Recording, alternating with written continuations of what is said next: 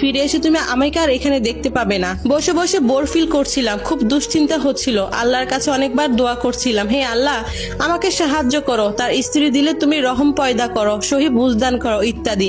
তিনি রুমে এলেন, তাকে দেখলাম আমার মতো একজন নারী ও স্ত্রী যে তার স্বামীকে খুব ভালোবাসে, যে তার স্বামীকে হারাতে ভয় পায়। তার চোখগুলো ছলছল করছিল। সে আমার হাত দুটো ধরে বলল, বোন আমার, আপনি যতই অসহায় হন না কেন, আমার জন্য এটা মেনে নেওয়া কি যে কঠিন। তারপরও দোয়া করি যেন আমরা দুইজনে আপন বোনের মতো থাকতে পারি।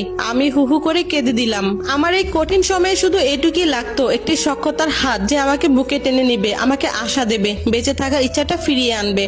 ওনার স্ত্রীর জন্য সেটুকু পেলাম। ওনার স্ত্রী আমার জীবনে এমন একজন নারী দৃষ্টান্ত, যেমন নারী আমি নিজে কখনো হতে পারিনি। আমি ওনার প্রতি চিরকৃতজ্ঞ থাকবো। একসময় ভাবতাম কেউ কারো স্বামীকে নিশ্চয়ই আমার মতো করে এত বেশি ভালোবাসতে পারেনি, কিন্তু ওনার স্ত্রীকে দেখে ধারণাটি বদলে গেল। এই মানুষটির কাছ থেকে শিখতে পারলাম নিঃস্বার্থ ভালোবাসার আসল